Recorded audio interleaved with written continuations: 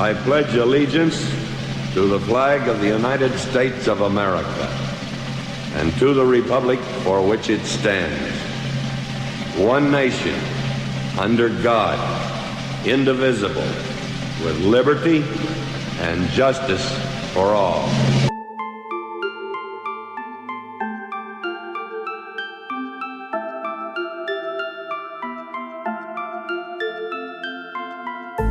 Unlocked and into the dark. Some things are better left unknown. And I'll never find you here, 'cause no one's ever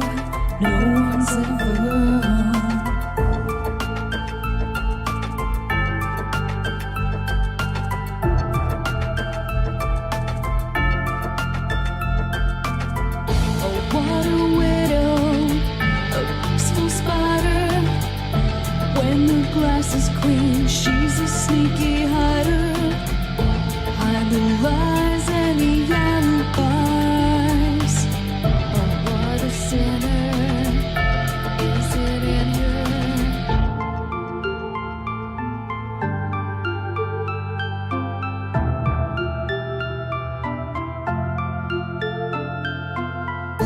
What's the truth in this riddle?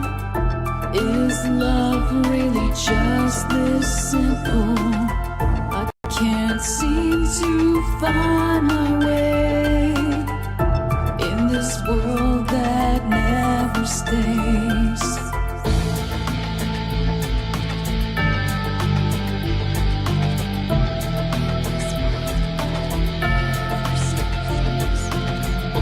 What a widow, a peaceful spider. When the glass is clean, she's a sneaky hider. Hide the lies and the alibis. What a sinner, is it in her?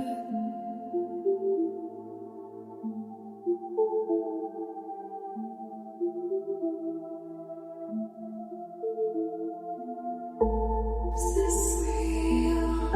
Just illusion? I'm lost in the wonderland of confusion.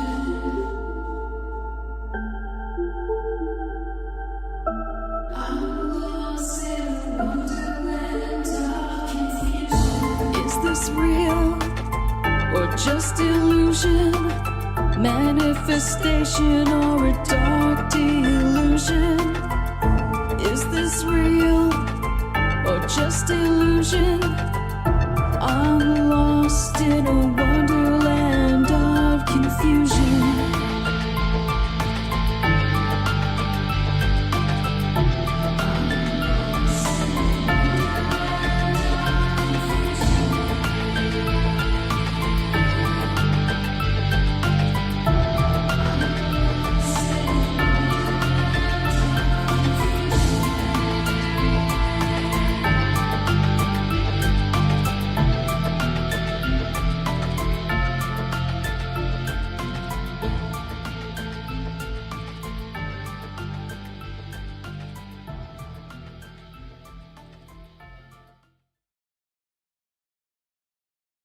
Ripon Rabbit Hole is a community-driven radio. At times the community comments may reveal prejudices and other beliefs that we or our sponsors do not condone.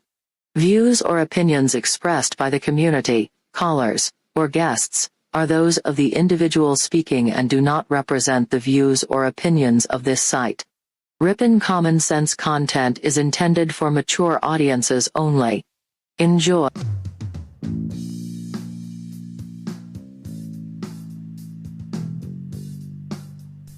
Coming to you from a secret cave, hidden deep within the wilderness.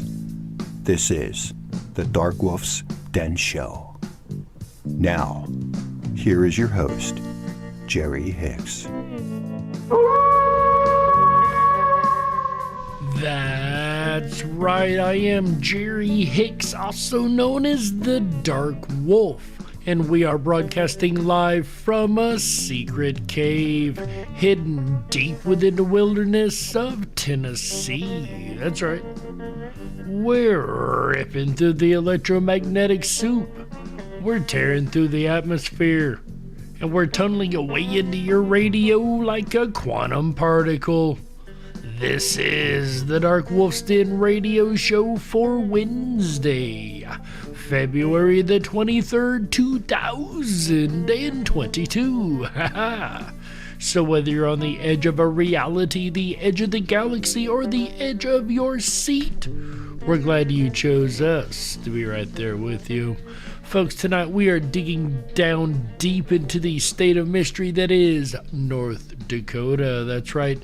From cryptids that are out of place to the ghosts that haunt the place. This is going to be, like every state of mystery, a very exciting episode. And we're going to dig into all that and more here in just a moment. But first, let's go ahead and see who all we have over here in our YouTube chat rooms, both on the Dark Wolf's Den radio show as well as the Ripon Rabbit Hole YouTube channels. How you guys doing over here tonight? JoJo's checking in with the waving hands in the Dark Wolf's Den show. Great to see everybody here. Quite a bit of good chat going on already. Red Bully Hype, there's a name I haven't seen in quite a while. Glad to see you, Red Bully. Hey, Jay. What's up, Jay? Glad to see you, my friend. He says, had to spend my birthday with you, rabbits. Well, happy birthday, Jay. From all of us here at the Dark Wolf's Den show, we're honored that you would spend your weekend, your birthday weekend, here with us. Shannon SL311, glad to see you. Also, glad to have you guys along for the ride in the DWD show. Shout out to all you guys over in the Ripon Rabbit Hole YouTube channel. Checking in at the top is X-Gen. Says, hello, evening, fellow travelers. Evening, X-Gen. Glad to have you here. Maggie's Ace says, how, Maggie's Ace. Prairie Fire in the house. Glad to see you, Prairie. AJ the Ripon Rabbit himself checking in. Said, the weekend is about to begin. Yes, sir, we are kicking it off right. Sandy B, so I have to clear something up real quick. AJ messed up and did use the wrong graphic originally. It was North Carolina on the original graphic. Now the graphic is showing North Dakota. It's not a Mandela effect, I promise you. It was just the wrong graphic. I think the timing of when I said something in chat has made a couple people curious as to what's actually going on. Guideline Strike, glad to see you here. Errol Taylor, as well as Man Danny Mull. Terry Taggart checking in the house. Hey, Terry, glad to see you. Man, there's a lot of good conversation going on here. A lot of conversation about stuff going on around the world, and everybody's got their own feelings about that. The only thing I've got to say about everything going on around the world is, well, honk, honk. And whether you are listening on YouTube or around the world on Ripon Common Sense Radio Network, the RiponRabbitHole.com, or on the replays on BitChute or Rumble, we're glad to have every last one of you guys along for the ride. And before we do hop on this paranormal ride that is the state of mystery of North Dakota, we have two more fun little segments to do, the first of which we call Today in History. On this day in 1940, the first ever release of the Walt Disney movie that taught us to let our conscience be our guide. That's right, Walt Disney's Pinocchio is released on this day in 1940, and that is today's segment of Today in History. Say what? Our quote of the day today comes from St. Augustine of Hippo. He says, and I quote, "The truth is like a lion. You don't have to defend it. Let it loose. It will defend itself," end quote. And I think a lot of truth needs to be let loose upon today's world. That is just my opinion, but that quote was from St. Augustina Hippo, and that is today's segment of Say what? And the lion of truth is one thing this wolf is always chasing, that's for sure, and we are going to chase it tonight into the great state of North Dakota and find out what kind of paranormal mysteries this state holds. So as we do every week, we are going to start off with our cryptids tonight, and our first cryptid is coming to us from the Dakota Sioux tribe. It's called the Mini Washitu. The Mini Washitu. Mini Washitu, also known as the Missouri River Monster, haunts the banks of the river as it courses through North and South Dakota. It is said that in the long ago, there was a mysterious being within the stream of the Missouri River. It was seldom seen by human beings and was most dreadful to see. It is said that sometimes it was seen within the water in the middle of the stream, causing a redness shining like the redness of fire as it passed up the stream against the current with a terrific roaring sound. Though rarely spotted by humans, any sighting of Mini Washitu ends in tragedy. Those who Mini Washitu sees and lets escape with their life are forever haunted by his horrible image and eventually go mad. Wasn't that the plot of a recent movie? These creatures, if you looked up on them, you'd go mad and die? I don't know, I don't watch movies. The plot point sounds kind of familiar, but this seems to be based on a real case file. This Mini Washitu case file from the Dakota Sioux nonetheless. And this creature, once we get to the description here, you'll find is pretty darn ugly for sure. They will writhe as though in horrific pain, eventually seeking death to relieve them of their pain and insanity. And it is said that one time, not a very great many years ago, this frightful being was seen by a man, and he told how it appeared. He said that it was of strange form and covered all over with hair like a buffalo, but red in color, and that it had only one eye in the middle of its forehead, and above that, a single horn. Its backbone stood out notched and jagged, like an enormous saw. As soon as the man beheld the awful sight, everything became dark to him, he said. He was just able to reach home, but he lost his reason, and soon after that, he died. That sounds incredibly scary. It kind of reminds me of the one-eyed, one-horned purple people eater, but this is a one-eyed, one-horned red people scarer, I guess. Scare all the way to death. Anyway, this is a creature that definitely scares me because I'm an inquisitive person, so to lay my eyes upon something and go insane, that wouldn't be good. But then again, it brings a question. If they go insane, then can we trust their description of the creature to begin with, or is that part of the insanity? Stories of Mini Washitu predate European settlement in America, and stories are still told of him today. Mini Washitu travels upstream in springtime, breaking apart the ice on the Missouri River, keeping those who know of this monster far away from the dangerous banks. So if you find yourself swimming in North Dakota, do make sure you watch out for the Mini Washitu. But our next creature on the list is called the Thunderhorse, and this is a really interesting story when it comes to cryptozoological creatures. When it comes to cryptozoology in general, everyone has their own personal opinion on what is and is not considered a cryptid. Some believe the creature in question has to be monstrous in size, terrifying in appearance, and have had numerous sightings and encounters before it can be considered a true cryptid. Others feel the real cryptids are elusive animals that skirt the border between the real and the supernatural. The creatures that never seem to age and are responsible for the same kind of sightings for well over 100 years or more. But then there are the realists, the ones who feel that a cryptid is simply a creature that hasn't been fully categorized by science and has found itself in the middle of a mystery trying to figure out what it is. And I think I would fall in that last category, more of a realist. The realist looks at all aspects to try and solve the mystery. How does the creature in question link up with other known animals in its area? Could it possibly be an already known creature with a simple genetic mutation that causes it to look different? Or are there any historical legends or folklore that may help to pinpoint when this creature started showing up? Can the testings of its bones help reveal the DNA of other creatures within its genus? Hang on a second, the last one doesn't sound right.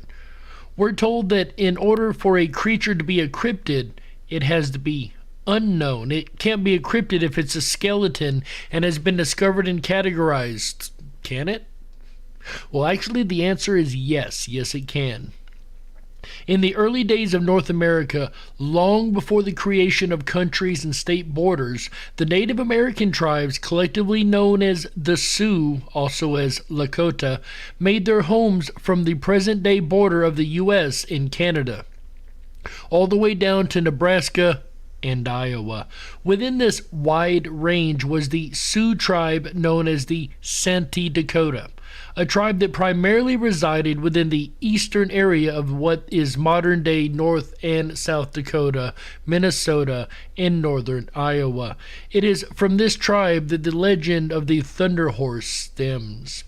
As with all Native American tribes and First Nation peoples, the Santee Dakota had legends that explained how things in the world around them were created and how they worked. One of these legends, which originated from before the 1600s, talked about how thunderstorms were created by the ancient thunder beast known as the Thunderhorse. The Santee Dakota legend told of how the Thunderhorse was a creature from away back in time, but had disappeared from the open plains around their camps before their arrival. Instead of simply disappearing and never coming back, the Thunderhorse moved up into the heavens, where it would occasionally reappear on Earth to hunt the bison that occupied the dry plains. When the Thunderhorse decided it was time to hunt the bison, it would leap down from the heavens and would create thunder when its hoofs hit the earth. The mighty beast would then chase the bison across the open plains in hopes of striking and killing it with its large hoofs. As the Thunderhorse gave chase, the bison would run with such speed that their hooves would create sparks over the rocks in the dry ground. These sparks would result in the lightning that accompanied the growing storm. As the chase progressed, a large amount of rain would follow behind, thus creating the full thunderstorm. Once the storm was in full force, the Thunderhorse would fall and its bones would turn to stone and lay flat upon the ground. These bones would then be found by hunting parties and brought back to camp, where the legend of the Thunderhorse would be retold. Now, you may be wondering, how does the Thunderhorse qualify as a cryptid, since it's obviously a story made up to explain where storms come from?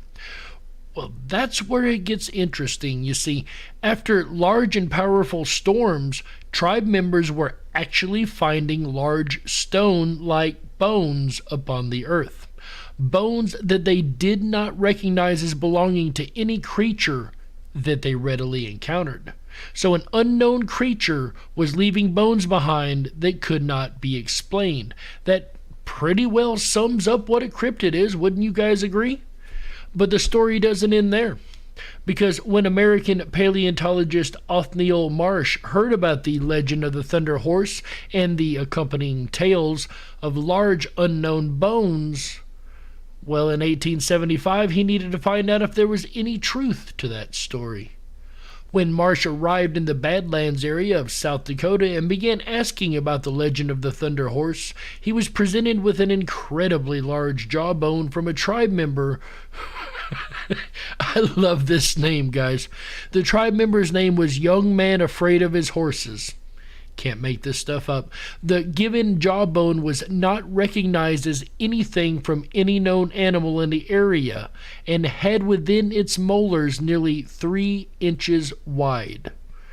Okay, I take that back. The molars within the mouth of this beast was at least 3 inches wide. The young Sioux told Marsh that this was the jaw of a Thunderhorse and that more could be found within the area after a heavy rain.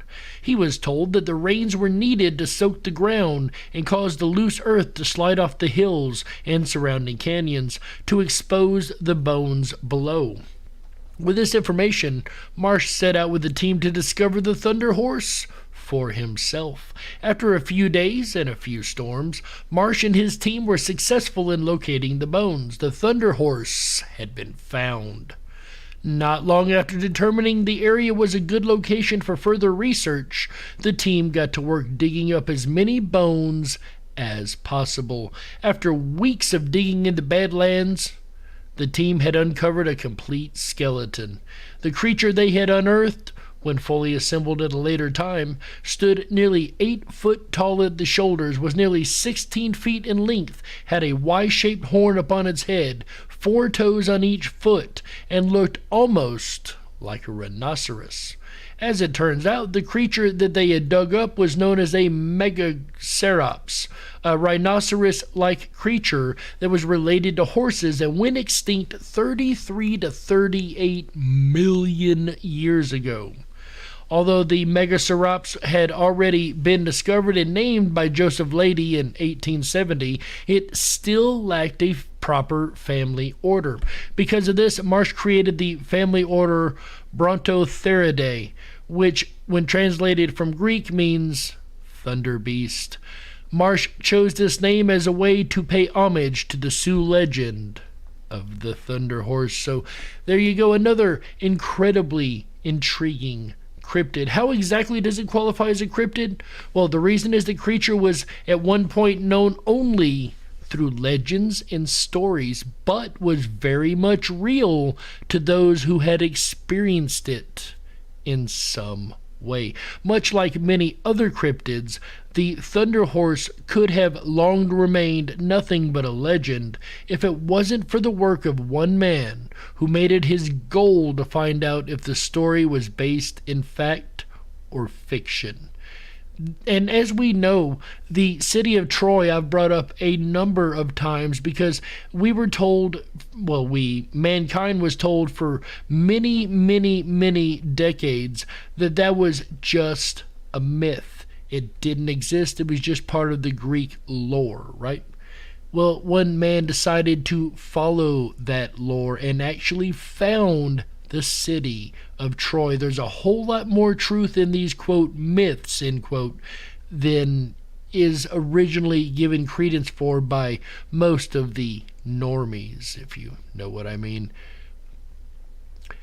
The Thunderhorse could have long remained nothing but a legend if it was, in fact, only just a legend, if not for finding and doing the work to get these bones and figure out, because it is interesting that the earth had to fall away for these bones to be brought to the surface, right? That actually makes a lot of sense. The very practice is what we call cryptozoologists. This is what they do, is try to solve the mystery surrounding an unknown creature. You remember in our very pilot episode we talked about cryptids, and in the cryptids episode we brought up the fact how many times science has been absolutely wrong about cryptids, like the gorilla, which was considered a cryptid creature until 1902. The gorilla that we know and love today, according to science at one time, did not and could not exist. The same is true for the Komodo dragon. I don't remember what year that was finally given a status as a real creature, but the person that found it and reported it to modern scientists of the time were told that no lizard of that size could physically exist. They told them that it was absolutely impossible. Turns out the Komodo dragon is a very real creature. Another creature that science got wrong, as we know, and I can see this one, okay? So think of the duck-billed platypus, right? Could you imagine being the man trying to describe to somebody else when you first seen a duck-billed platypus? It's this little thing that looks kind of like a beaver, but it's got the mouth of a duck, and it's got this weird tail. Yeah, I don't think anyone would believe you. And it's poisonous too. Yeah, I gotta say, somebody come up to me and started describing some of these creatures. I don't know, I'd be a little worried about them. I wouldn't totally dismiss them as I am a paranormal researcher, but I'd be a little worried about them. You know what I mean? I'd be asking what kind of drugs they had done. And they were told, when the person that found the duck-billed platypus, once again, was told that it could not be a real creature. However, we found out many years later, as we know, it is very much a real creature. There's also the Lake Superior god of the waters in North Dakota, also known as the Great Lakes Merman. This story takes us back to 1782, when a man named Vincent St. James, 3 unnamed companions, and an old Ojibwe woman, who was only traveling with the party as a means to reach a separate destination, departed from the Grand Portage region on their way to Thunder Bay. As he was making his way back towards the camp that they had set up, Saint Germain decided to take in the side of the Lake Superior one final time before sunset. When he turned to stare upon the majesty of Lake Superior, the seasoned woodsman instead laid his eyes upon something he had never once seen before. For there in the water, roughly an acre or 3/4 of an acre distant from the bank where he stood, end quote, Saint Germain witnessed a creature which appeared to him to be half human and half animal. Utterly amazed by what he was seeing, the fur trader approached the edge of the water and stared at the mysterious being for what is recorded as being 3 to 4 uninterrupted minutes. The creature followed suit and stared right back. Saint Germain, in his account to 2 court judges, described the strange creature as having a body which resembles that of a human down to its waist, which stopped at the waterline. Unfortunately for Vincent Saint Germain, which makes me wonder if it isn't the same one as the Count de Saint Germain. Anyway, unfortunately, he was unable to see what the creature looked like below the water. The visible part of the body was described as appearing like that of a child around 7 or 8 years old. It was relatively small in size, and for some unknown reason held its long and odd-looking arm up in the air. The creatures stared at each other for some time until the rest of the group caught up with them. When they did, Saint Germain's idea went from intrigue and wonder to trying to capture this creature. He raised his gun in the air, focused it at the creature, and before he had a chance to do anything, the old Ojibwe woman ran up and grabbed him by the clothing, pulling him to the ground. After the scuffle, Saint Germain stood up and asked why she had stopped him from killing the spirit. The old woman explained that the creature, and we have heard this before actually, he so casually decided he wanted as a trophy, was in reality known throughout the area as the god of the waters. She knew very well what this was.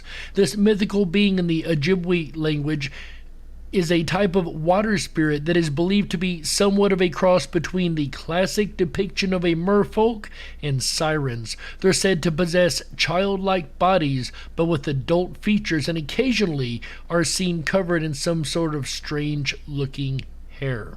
The Ojibwe legends claim that they live within the rocky crevices and caves surrounding Lake Superior. So we have run across this creature actually before. I again don't remember which state it was in, but the person that tried to capture that one was told that it would cause a major storm just for what the person had done up to that point, and within a couple of days a major storm did. Maybe it was a couple of hours. Anyway, a major storm appeared either way, so it was true to legend. And this seems like another one of these same type of creatures, right?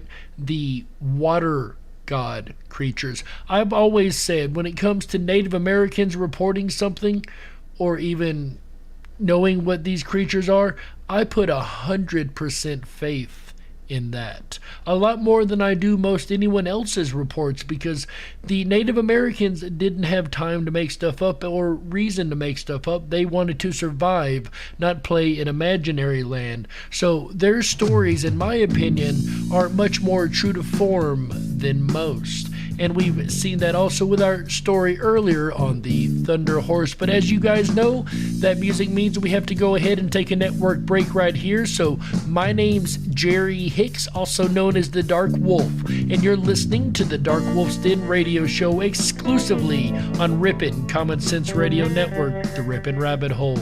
We'll be right back with the second half of Paranormal State of Mystery, North Dakota, after these messages. Stick around. Don't touch that dial. That's right. We gotta stoke the fires and run off the men in black. Don't touch that dial. We'll be right back.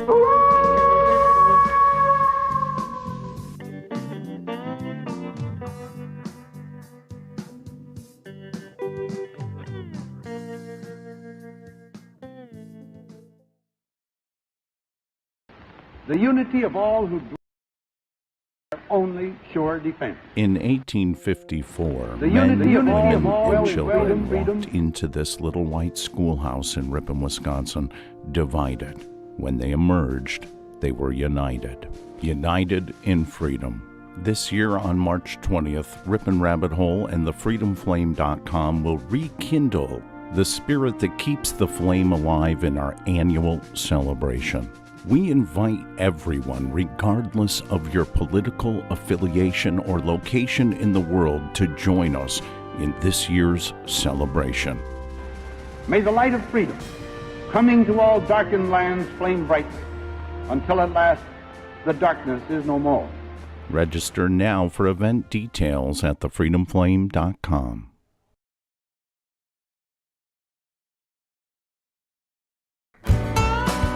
Oh yeah, your weekend has officially begun. Hi everyone, it's AJ, the Ripon Rabbit. Are you enjoying tonight's Dark Wolf's Den radio show, State of Mystery for North Dakota? I know I am. If you are and you haven't done so already, please make sure to put your thumb in the air. And if you're listening on YouTube, feel free to use a finger. Jerry Hicks and the Dark Wolf's Den will return again tomorrow night. As his Freedom Flame series continues, join him for an evening of treacherously treasonous traitors. That's tomorrow night, Thursday, February 24th. It starts at 7 p.m. Pacific, 10/9 Central, as all shows do. Be here or be square. I'll return again Friday night. Come along with me as we tell the fascinating tale of Lincoln's secret meetings. That's right, good old Abe had a few closed-door secret meetings that are guaranteed to fascinate you. Come along with me. That journey continues Friday, February 25th. Then, Saturday night, an unusual look at the Underground Railroad. That's right. We're going to explain the theory of why there's no maps showing Wisconsin on the Underground Railroad.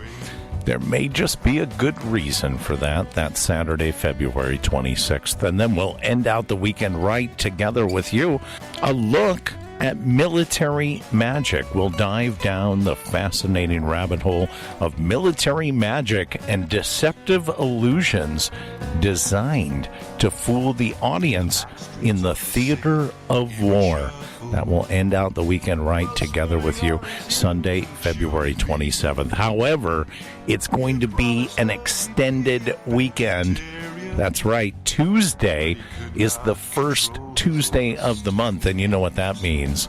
Tuesday night videos returns in the Backstage VIP Lounge over at our website, riponrabbithole.com. Join your host, Raider Champion, as he will be presenting A Night with Elvis, exploring the music and videos of the king of rock and roll. plus music trivia. Happens exclusively in the Backstage VIP Lounge at riponrabbithole.com. Hop on over there if you haven't done so already. Make sure to sign up for your exclusive Backstage VIP Pass. It's going to give you access to Tuesday night videos as well as Down the Rabbit Hole, our privatized social media network, where the conversation continues after the show.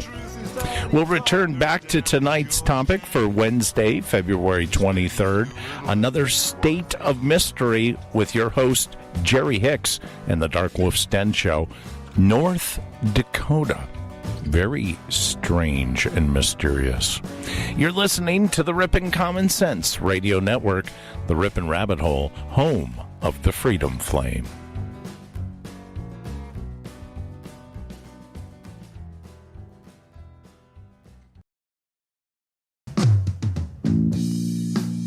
If you were meant to be controlled, you would have come with a remote, but you didn't. And that's why you listen to the Dark Wolf's Den Show. Now, here is your host, Jerry Hicks. That's right, I am Jerry Hicks, also known as the Dark Wolf. And welcome back to the second half of the Dark Wolf's Den radio show for Wednesday, February 23rd, 2022. So whether you're on the edge of a reality, the edge of the galaxy, or the edge of your seat, we're glad you chose us to be right there with you. Ladies and gentlemen, if you are just joining in, we have went over in the first half a number of strange cryptids in North Dakota, all of them, interestingly enough, connected to the Native Americans. I love when we have a show like that, right? And coming up now in the second half, we're going to dive down into the haunted places in North Dakota. The railroad tracks. The railroad tracks in Newtown have become the stuff of local legend due to frequent paranormal occurrences. Those who walk the tracks, especially at night, report extreme temperature changes, shadowy apparitions, and the feeling of being watched. And of course, train tracks at night just have an overall spooky element to them anyway, at least in my opinion. The most famous occurrence here is a ghostly red light that floats along the tracks and throughout the treetops. It has been known to chase people, so if you stop by to explore this hot spot, be careful. As we know, this is not the first time we have heard this type of haunting, as there's a number of train tracks that have the odd yellow, orange, red, multicolored light balls that seem to float and fly around them.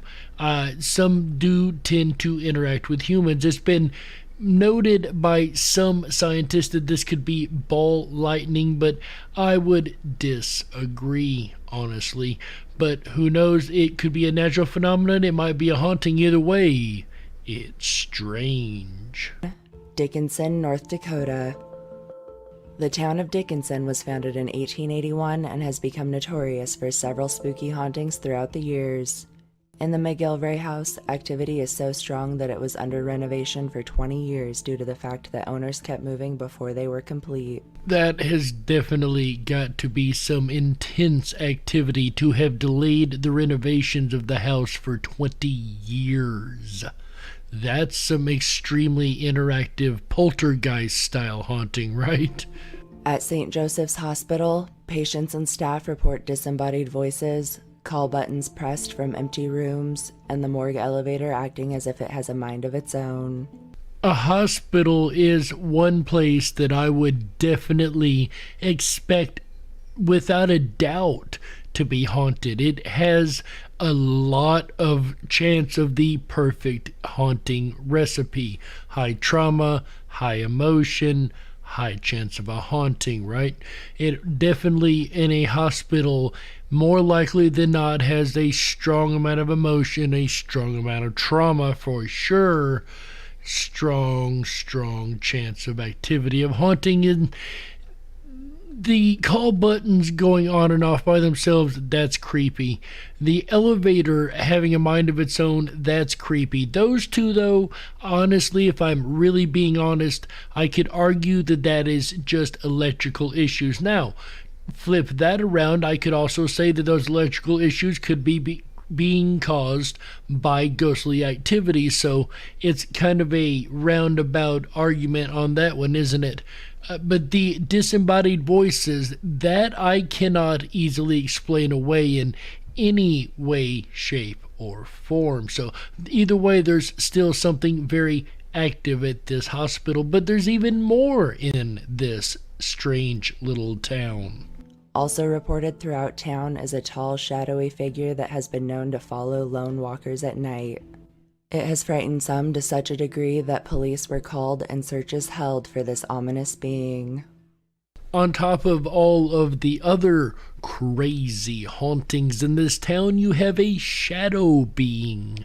That somehow, it just seems like par for the course with this strange town, but this town seems to be a paranormal researcher's dream. So if you guys are into paranormal research, we have any teams listening, make your way on up to North Dakota. It sounds like they've got full towns worth of research, and that's not even exaggerating. Let's see what else they have in North Dakota that is haunted. White Lady Lane. 132nd Street in Leroy runs for miles, crossing the Pembina River, and has been dubbed White Lady Lane by locals over the years. Those brave enough to walk the stretch at night report otherworldly lights floating amongst the fields and trees, orbs in photographs, and the feeling of being watched. If I didn't know any better, I would almost say that that was fae folk and not ghosts, right?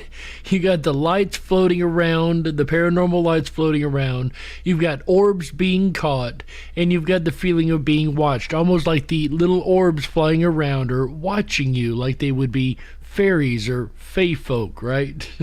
I don't know, just a suggestion. The most famous apparition here is the ghost of a young woman in a white dress, believed to be the spirit of a woman who was murdered by a peddler denied her hand in marriage. She is usually seen walking the road near the bridge, a sad look on her face. All jokes aside, the lady in white ghost has actually been a repeated phenomenon over a number of states, and this is a quite common ghost, surprisingly enough, that usually is walking beside the highway or something of that nature. Bismarck, North Dakota. The city of Bismarck was founded in 1872 and plays host to several haunted hotspots worth checking out. Here we go, paranormal researchers, yet another full town to research. At the Apple Creek Country Club, the spirit of a former chef appears and disappears randomly, seemingly unaware of the living. This is a concept that I've discussed on the show here before and even brought up on the IMEC episode that we had earlier today. If you guys missed it, check out our International Mandela Effect Conference YouTube page for Season 2, Episode 2. But I was speaking about this same concept here. The ghost doesn't even seem to recognize that there are regular people around them. It's almost like they're in their own world, literally their own reality, just as physical as you and I, but to us, they look like ghosts, like seeing through a very thin veil, right? In the Peacock Alley Bar, the spirits of several guests who passed inside the connected Patterson Hotel like to swing in for drinks. Finally, the governor's mansion is said to be haunted by the ghost of Governor Briggs, who died in the master bedroom. He's reported to cause doors to open and close on their own, curtains to pull, and disembodied voices and footsteps throughout the halls. The mansion is so haunted, in fact, that the butler refuses to sleep inside the house alone, preferring a hammock outside instead. So you've got the governor who still seems to be attempting to govern from the other side. Interesting, this case file, like the butler is so afraid of the ghost that he won't even sleep alone in the house. That's got to be an incredibly active haunted area right there. Black Tongue Hill. Black Tongue Hill is located about 15 miles south of Fort Yates and has an absolutely terrifying local legend surrounding it. It's said to be haunted by the ghost of Lady Blacktongue, a woman who used to live on the hill before being struck and killed by a car on her walk home.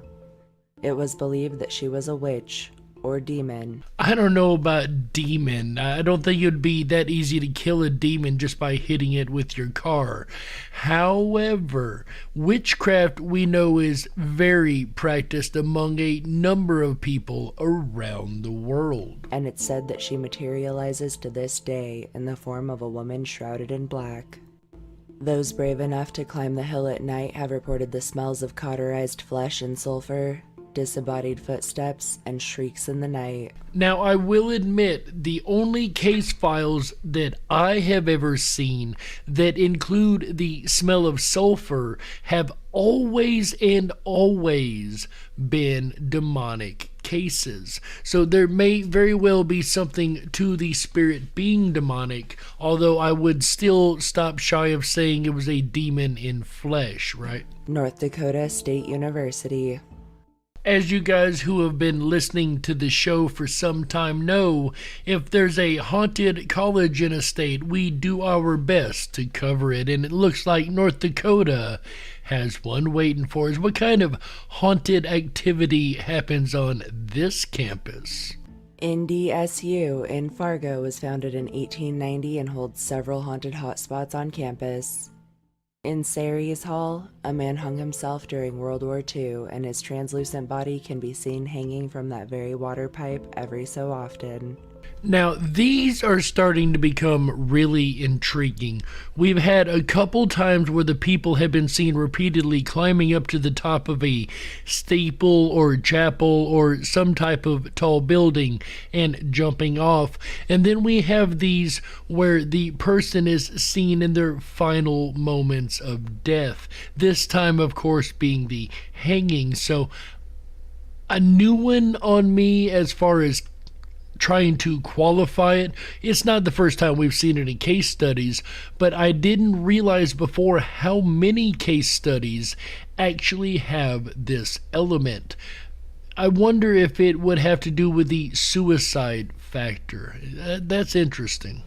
In the basement, a nasty presence is said to instill fear, while the second floor is plagued by another dark entity that is known for scaring students. So this whole building seems to have a lot of dark presences for one reason or another, but let us not forget North Dakota, as we learned from the stories of the first half, had a large native population, so whatever horrors and atrocities carried on there, I could imagine would have definitely stained the timeline, for a lack of better words. In Minard Hall, there was a double murder, and it's said that the spirits remain, causing orbs in photographs, objects to move on their own, and the feeling of an unseen presence directly behind those who are alone. I don't know if you guys have ever felt that before, that there's a presence near you, but you turn around and there's absolutely nobody there whatsoever. That has got to be one of the creepiest feelings in the entire world, in this wolf's opinion. Sandhaven Sanatorium. The Sandhaven Sanatorium in Dunseith was originally built in 1909 to meet the need of the rising tuberculosis epidemic and is widely considered one of the most haunted sanatoriums in the U.S. Staff, patients, and visitors throughout the years have reported disembodied whispers throughout the halls, an inexplicable feeling of terror, and the full-bodied apparitions of doctors and some very disturbed patients. As we said about a earlier case file also, I do believe, the hospitals and these medical facilities, these are the places that I expect to be haunted, right? You've got a lot of trauma, a lot of emotion, and a lot of chances for haunting activity. The ghost of a teenager that was exploring and fell down an elevator shaft is also seen occasionally, a sad look on his face. Also reported are the sounds of ghostly babies crying. Let's be honest, the sound of ghost babies crying, that's deeply disturbing in my book. Figures in windows and mirrors, and the sounds of chains and screams at night. Incredibly active haunting activity in a place that is already disturbing, being that it's a sanitarium, right? This is not exactly a Disney fun park by any means, but it's starting to sound like the entire state of North Dakota is just one great big paranormal playground. I was unaware of how much paranormal this state actually had within its borders. The University of North Dakota. For those keeping count at home, that is two haunted universities for the state of North Dakota. That seems to be the average across all the states, right? 1 to 2 across, all of them.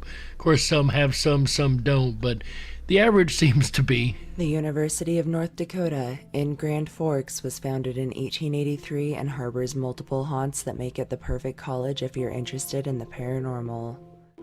In the women's dorm, the spirit of a girl who got locked out in the winter and froze to death can be seen clawing at the window, her skin completely blue. And again, you have the high trauma, high emotion, high chance of haunting. It could not be fun by any means to freeze to death outside of a building, so we should not be surprised by this. However, the description sounds like something right out of a movie. In the computer labs, students report whiffs of strange perfume, strange gusts of wind when all the windows are closed, and the feeling of being constantly watched. Lastly, in Stature Hall, a ghostly arm can be seen opening doors and moving things about. Now, what we normally don't get is a ghostly arm. Normally, we just see the movement or activity within the object or around the object. It's rare that we actually get a body part associated with said object, but all of these hauntings have been pretty darn strange tonight. I don't know about you guys, but I've never heard of a whole town having a haunting issue. So researchers out there, if you're interested in finding some place to do some paranormal research, may I suggest pretty well any place within the borders of North Dakota. What do you guys think? Do you guys think that this state is a definite paranormal state of mystery? Or do you think in the end that we're barking up the wrong tree? All you can do is look at the evidence, apply a little common sense, and you be the judge.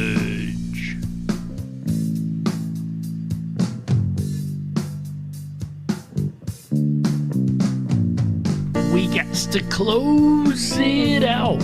That's right, that's it for this episode of the Dark Wolf's Den radio show for Wednesday, February the 23rd, 2022. So whether you're on the edge of a reality, the edge of the galaxy, or the edge of your seat, we're glad you chose us to be right there with you.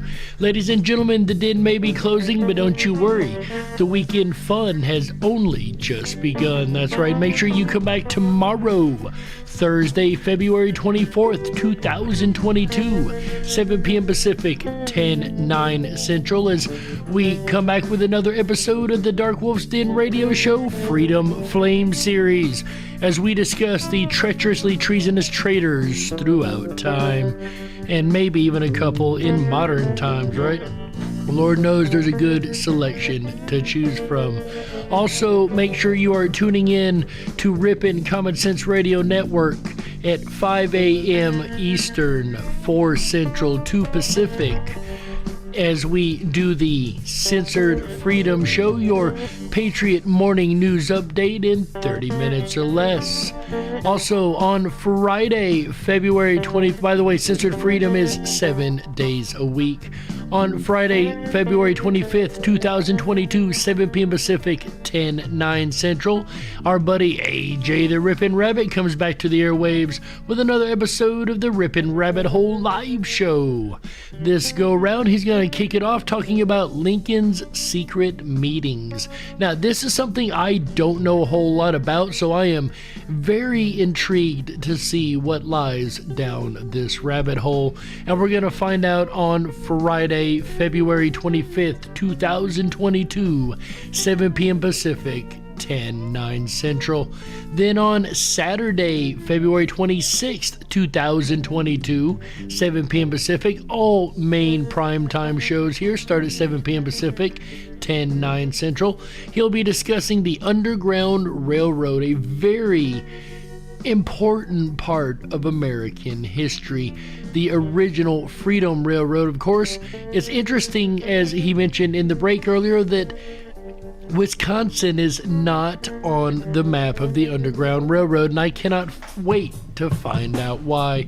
Then he'll close the weekend out right with you guys on Sunday, February 27th, 2022, 7 p.m. Pacific, as he discusses military magic. And we know the military uses a number of diversionary and illusionary tactics in wartime. And in the theater of war, as AJ also mentioned in the break, a lot of these acts are needed to win.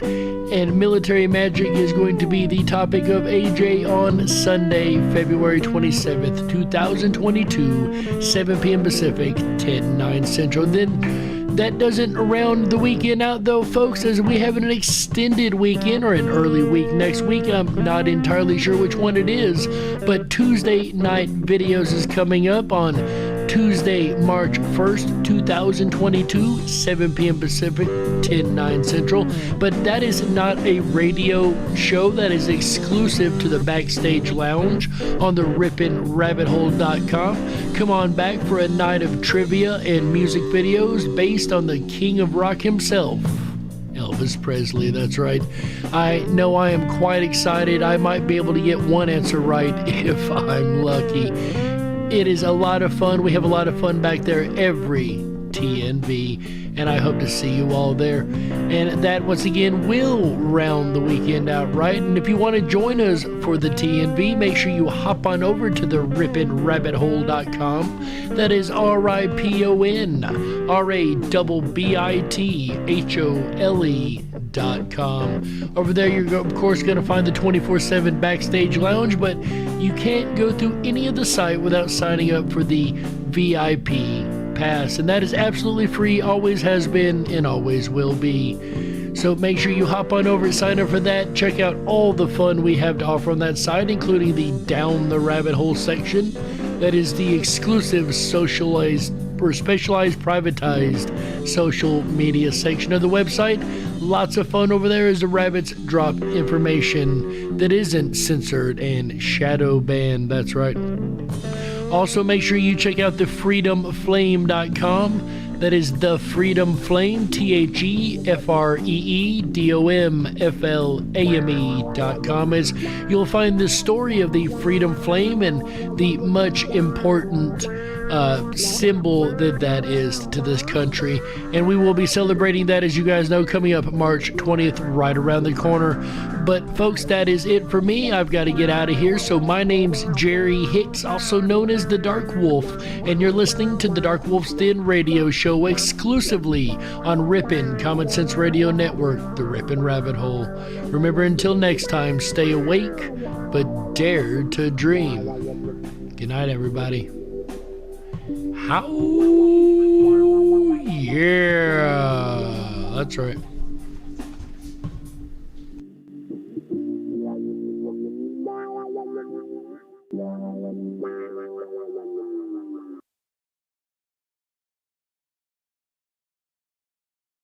Dwell in freedom is their only sure defense. In 1854, men, women, and children walked into this little white schoolhouse in Ripon, Wisconsin, divided. When they emerged, they were united. United in freedom. This year on March 20th, Ripon Rabbit Hole and thefreedomflame.com will rekindle the spirit that keeps the flame alive in our annual celebration. We invite everyone, regardless of your political affiliation or location in the world, to join us in this year's celebration. May the light of freedom, coming to all darkened lands, flame brightly, until at last the darkness is no more. Register now for event details at thefreedomflame.com.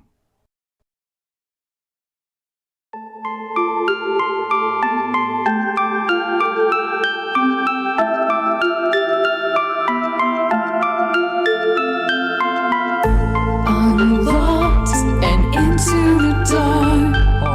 Some things are better left unknown. And I'll never find you here, 'cause no one's ever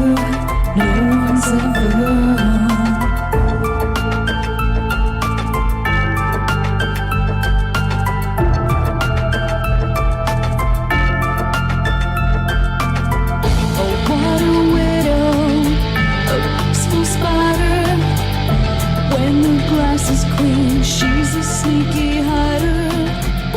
Hide the lies and the alibis. Let's go, Brandon. What a sinner is it in her? Let's go, Brandon. FYT, FJB, honk honk. Let's all be free.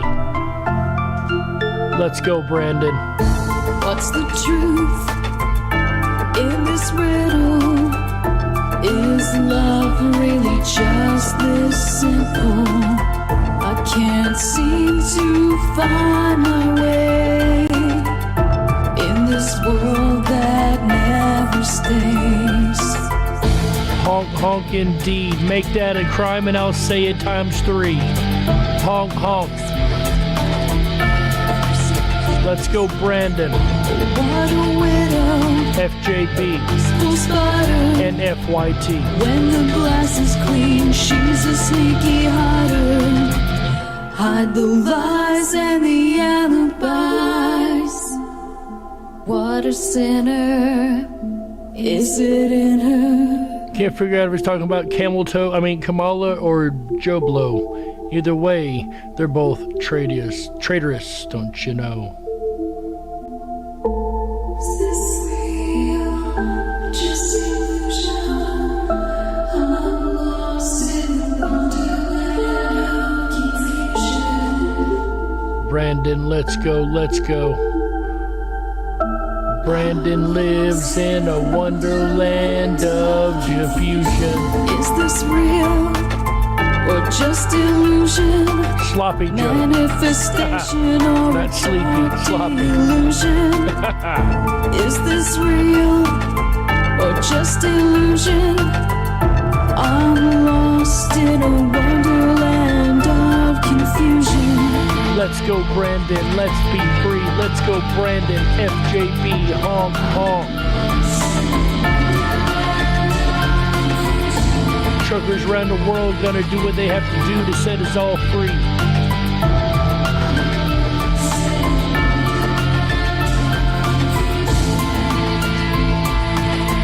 I don't know about you, but I stand with the truckers for me. Honk honk indeed. Good night, ladies and gentlemen. Until next time.